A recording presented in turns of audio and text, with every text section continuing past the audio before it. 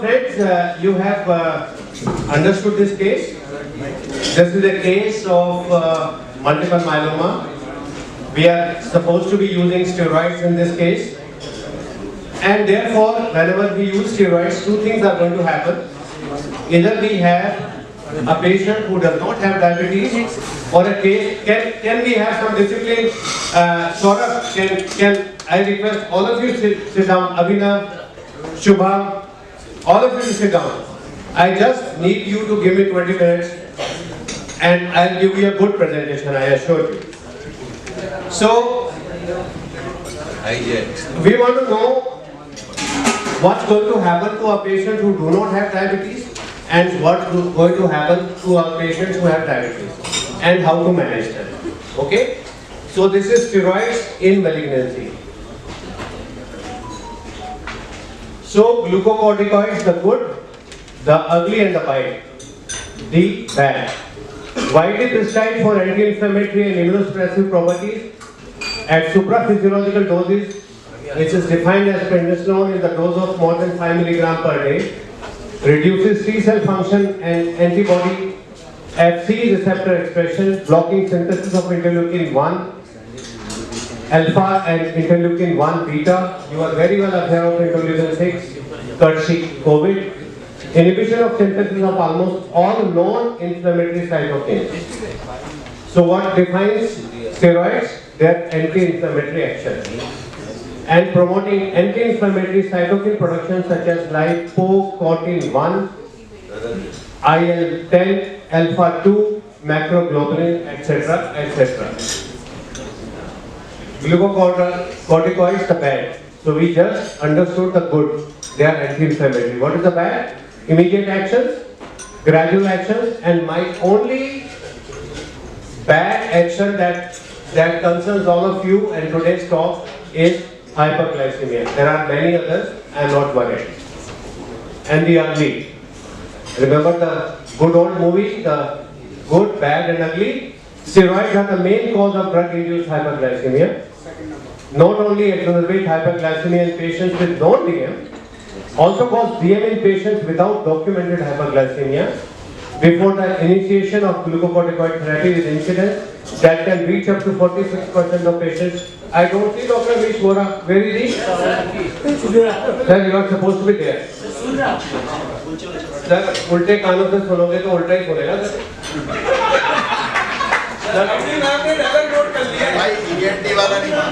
Sir. इधर आ जाओ. And increases in glucose levels up to 68% compared to baseline. ये आप समझ लो गुरु. आपकी पिक्चर ले ली है, वीडियो बना ली, आपकी वाइफ को भेजूंगा जो आप सिगरेट पी रहे थे बाहर. Steroid induced diabetes mellitus in hematological malignancy. Patients with hematological malignancy is treated with glucocorticoids. The incidence of fasting plasma hyperglycemia after 8 weeks was 69%. Huge.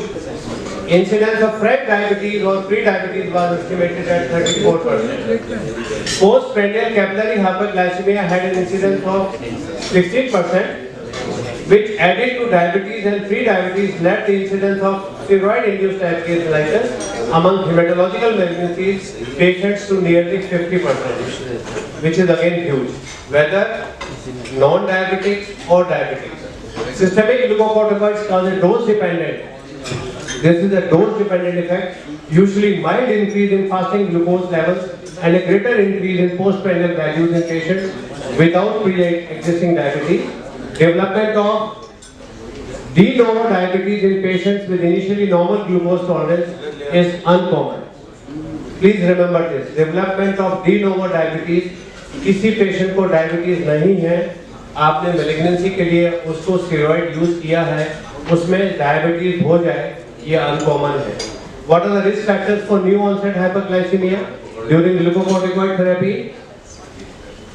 So patient factors are family history of diabetes, increased age, obesity, history of gestational diabetes, abnormal fasting glucose and IGT, and drug related are dose and type of steroid that we use, duration of treatment and continuous glucocorticoid usage. Pathophysiology of corticosteroid induced hyperglycemia. increase in insulin resistance with increased glucose production and inhibition of the production and secretion of insulin by pancreatic beta cells.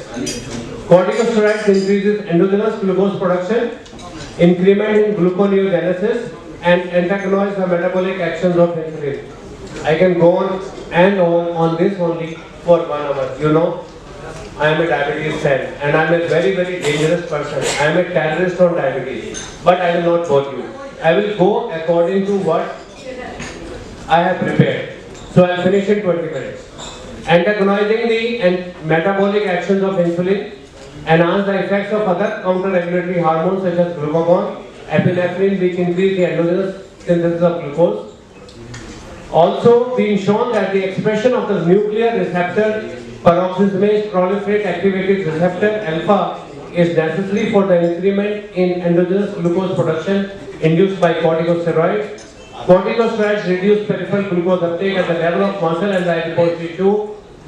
Corticosteroids also inhibit the production and secretion of insulin from pancreatic beta cells and induce beta cell failure indirectly by lipotoxicity. Remember, 3 toxicities always: glucotoxicity, lipotoxicity, and what else? The inflammatory toxicity in diabetes. Okay, whether induced by diabetes or by anything else. So glucocorticoids, what are they doing at the level of liver? They are increasing gluconeogenesis and they are decreasing insulin sensitivity. What about glucose production? There is enhanced glucose production. What about pro-apoptic insulin stimuli and leading to progressive beta cell failure? They increase glucagon secretion and they decrease insulin secretion. What happens at the level of intestine? They decrease the incretin activity. What happens at the level of the capillary recruitment? They inhibit capillary recruitment.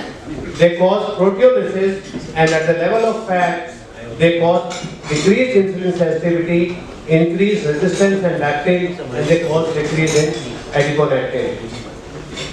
Dr. Amish Vora, your talk, your show, I need you to listen. Hyperglycemia. So what is it doing at the level of amino acids? Causing gluconeogenesis from amino acids, causing increased glucose. What is happening at the level of liver? Increased gluconeogenesis because of decreased hepatic insulin sensitivity. What is happening at the level of peripheral glucose uptake? Decreased peripheral uptake glucose because of decreased insulin sensitivity. What is happening at the level of the liver? Don't read as elevated insulinemia. It is hypoinsulinemia and elevated hyperglucogonemia. And what is happening at the level of the fat cells? There is increased abdominal fat and there is increased lipolysis in peripheral fat. My only interest here is hyperglycemia because of whatever is happening at the level of the amino acid neoglucogenesis, decreased glucose uptake, elevated glucagon or hyperglucogonemia, and at the level of fat cells, increased abdominal fat and decreased adiponectin, thereby increasing the issues with glucose metabolism. Different glucocorticoids and their effect on glycemia. Dr. Amish Vora sir, what steroids do you use in multiple myeloma, sir? Dexamethasone.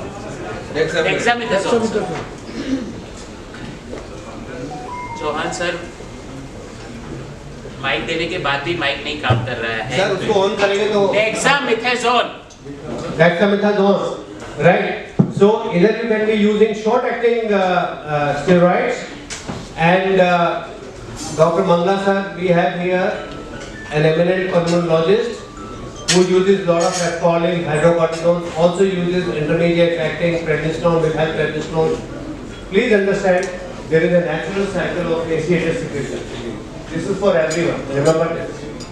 There is a natural cycle of ACTH secretion, and therefore there is a natural secretion of glucocorticoid secretion. What does ACTH do? They cause glucocorticoid release.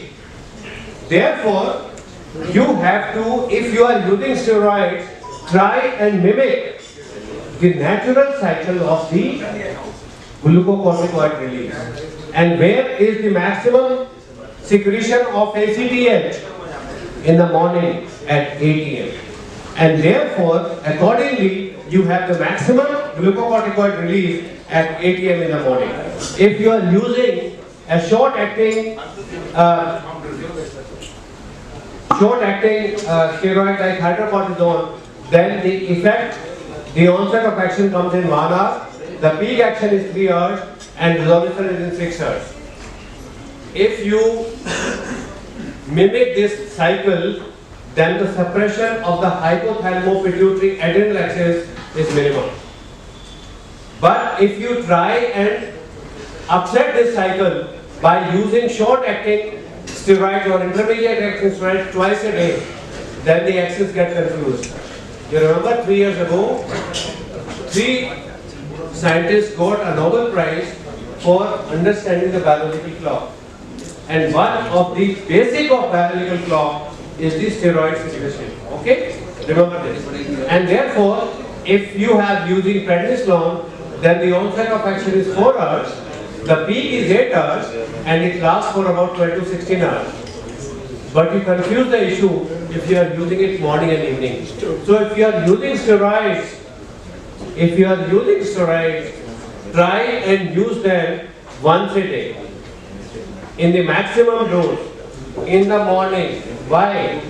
To mimic the natural ACTH stimulation to the adrenals, so that you suppress the hypothalamo-pituitary adrenal axis to the minimum. Am I right, sir? Dr. Amish, sir, your comments? Pulse therapy. Your comments? Yeah. Pulse therapy sir सही है. Okay, so you want to suppress this axis to the minimum. If you are using a long-acting steroid, which Dr. Amish Vora sir said that you are using dexamethasone, then the onset happens in 8 hours, and the peak is 8 to 12 hours, and the action lasts for 24 to 36 hours. Now, my friends, if you were to use this steroid in twice a day daily doses, you would confuse the entire axis, and you would not be able to understand what it is doing to your system, and that is where the maximum side effects will happen. So try and mimic the natural ACTH and the steroid secretion axis, so that you do not suppress the natural hypothalamo-pituitary action. So if you have to use a steroid, use it when? Use it in the morning. Maximum doses, when would you like to use? Morning. In the morning. Okay, so try and use, so use them in the morning. Alright?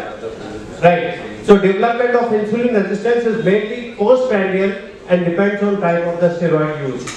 Prednisolone and methylprednisolone intermediate acting glucocorticoid, peak action is 4 to 6 hours following administration. Their effect on glucose levels mainly during afternoon and night, without effect in fasting glucose when administered in single morning dose, and causes persistent hyperglycemia when administered in divided doses. Dexamethasone long-acting glucocorticoids, hyperglycemia that lasts for more than 24 hours with a slight decline during an overnight fast. Is steroid-induced diabetes mellitus and steroid-induced hyperglycemia reversible? So that opens the question. Sir, how long, Dr. Amish, how long do you use a steroid in the treatment of multiple myeloma? Sir, use the mic, sir, please. Use the mic. 8 months, sir. 8 months. All right. So you would like to suppress the natural hypothalamo-pituitary adrenal action to the minimum? No, sir. You're going on the wrong direction. All right. Myeloma cells need to be killed. Okay. What you are talking is a side effect of that. Okay. So it is not that I want to suppress the pituitary axis. Okay. Dexamethasone is a myeloma plasma cell killer, lymphocyte killer, and that is what we want. The idea is that there is a side effect of that. There is a hyperglycemia, and that's when patient approaches. How many times would you like to use dexamethasone in a patient of multiple myeloma? What is the frequency of So I'll tell you, sir. 21 day cycle होता है एक cycle का. Day 1 to day 4, 40 milligram into 4. So 160 milligram day 1 to day 4, 160 milligram day 8 to day 11, and 160 milligram day 17 to day 21. Because of lymphopenia, lot of patients had opportunistic infections and they died. And so protocol was amended and it was day 1 to day 4 and day 8 to day 11. Day 7 to day 21 was cut off. frequency of administration? Sorry sir? Frequency of administration. Use hit the name morning 40 mg every day. Alright, so you want to mimic the ACTS secretion cycle? This is standard, na? Physiological time. Physiological, right, thank you. So, effect of steroids usually transient and reversible. As doses are reduced, effect on endocrine metabolism returns to baseline and SIDM or steroid-induced diabetes is expected to resolve, but it is not true in all cases. Now, how to go about diagnosing it, SIDM or SIH? All patients who are started on steroid treatment and should have a baseline glucose and education on daily SMBG, daily monitoring when hypoglycemia is about 180 milligram per deciliter, identified on more than one occasion in the presence or absence of system associated with hypoglycemia. Steroid-induced hypoglycemia, random blood glucose of more than 140 milligram, repeated values within first 24 to 48 hours of initiation of glucocorticoids. This is important. When you start using glucocorticoids and in the first 24 to 48 hours, you have a random blood glucose of more than 140.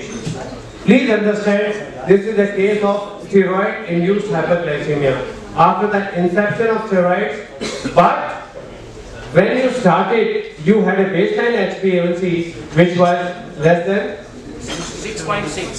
6.5%, and that is the diagnosis. 6.5%. Steroid-induced diabetes is considered on prolonged. And what is prolonged usage of steroids? More than 12 weeks. Use of supraphysiological doses. And what is the supraphysiological dose of steroid? More than 5 milligram per day of prednisone. That is the supraphysiological dose of prednisone as defined.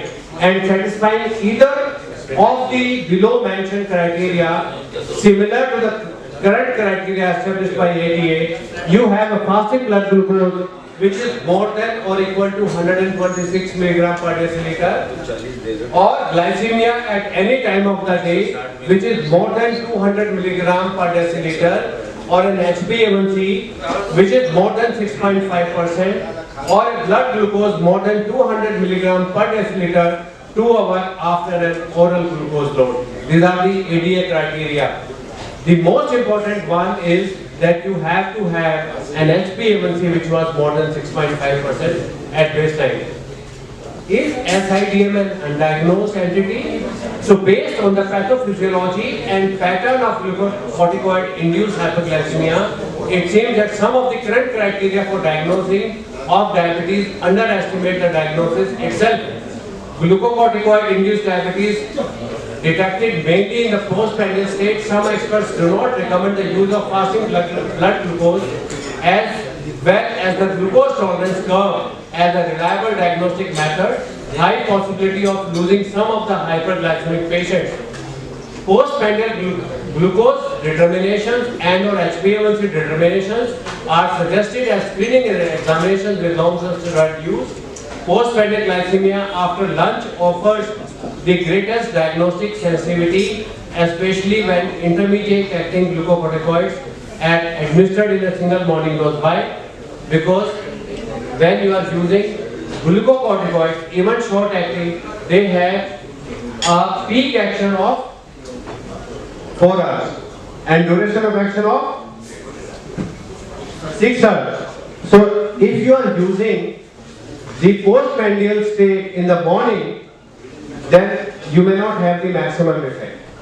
But if you are using postprandial blood glucose after lunch, as the diagnostic criteria, then you are mimicking the action of glucocorticoid, which will mimic the action which is pertaining to that particular steroid, even if you are using short-acting steroid. So you are likely to cause these patients much more than if you are using only the fasting criteria.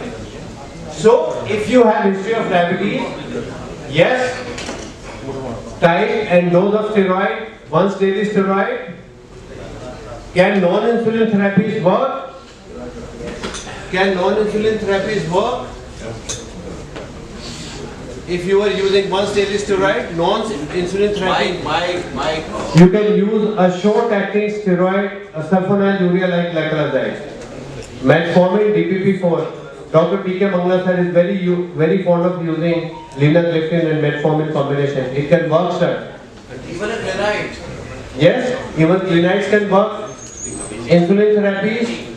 So what is important? Glycoside. So what are you using? Are you using a long-acting sulfonylurea or a short-acting sulfonylurea? Long.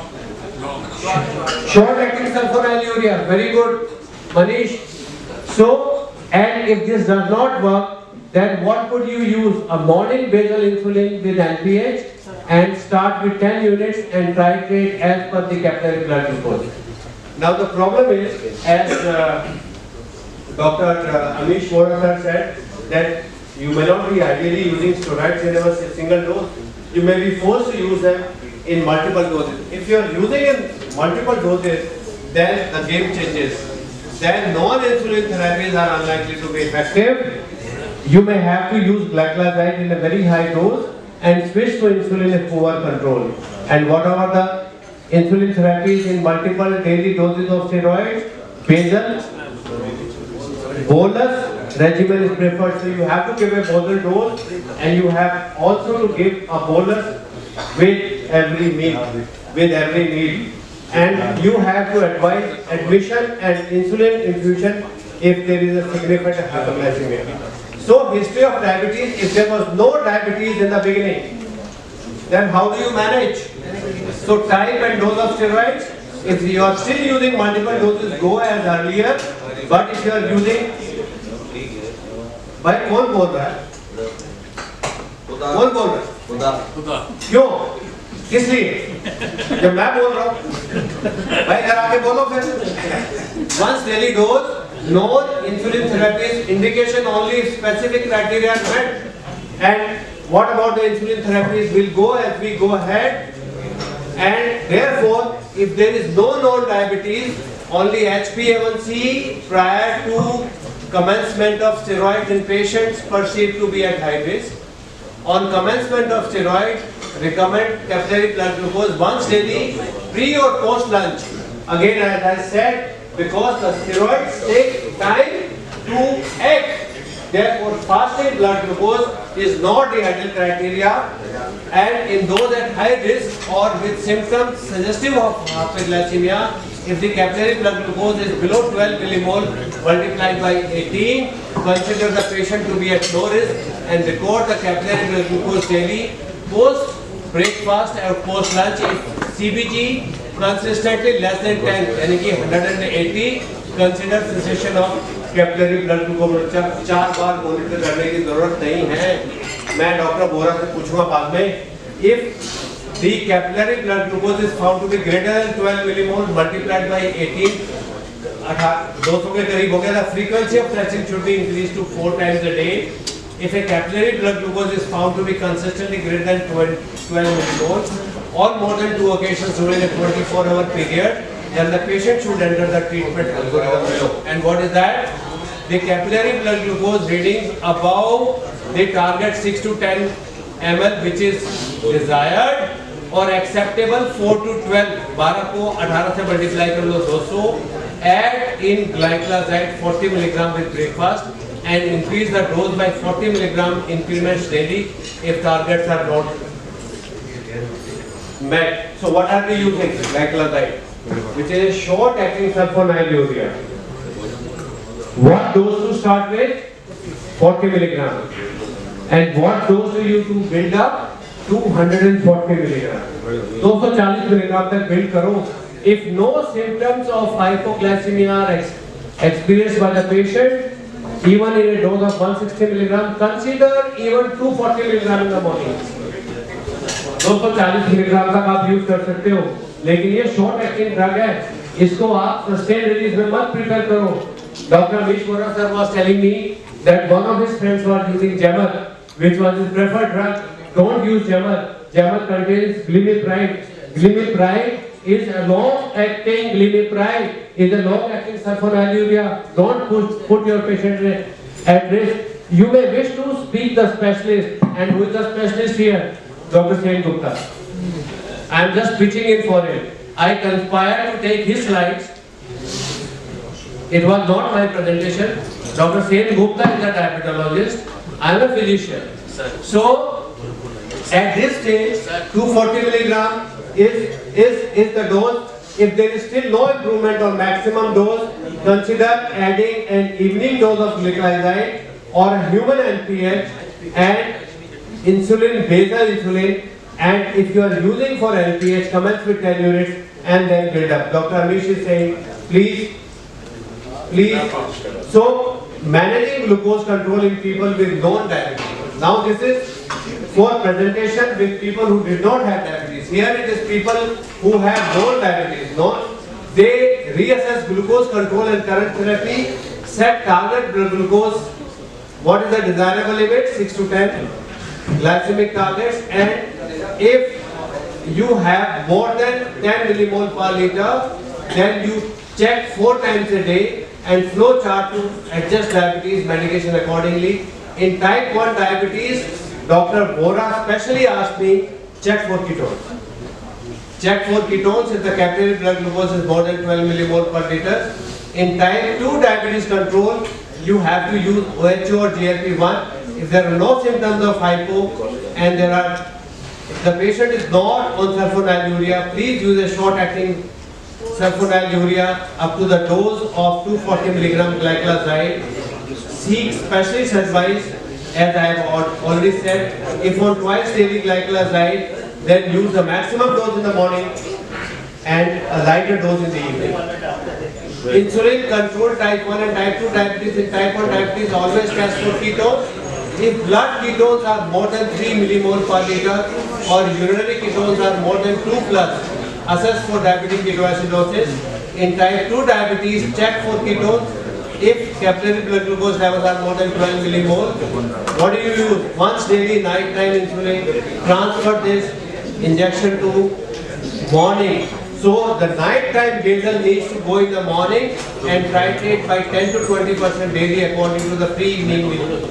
Always you go to the previous dose. If your morning blood sugars are high, then increase your basal insulin in the morning. If targets are not achieved, consider PD or basal. You might even give a basal twice a day basal insulin. Twice daily insulin morning dose will need to increase by 10 to 20%. Aim for capillary blood glucose to individual levels as stated above, unless patient experiences hypo. If patient experiences hypo, then you will need to decrease basal bolus. If your patient is still not meeting the target, then you need basal insulin, preferably in the morning, and increase by 10 to 20% in the morning for your bolus doses, and then you build up accordingly. And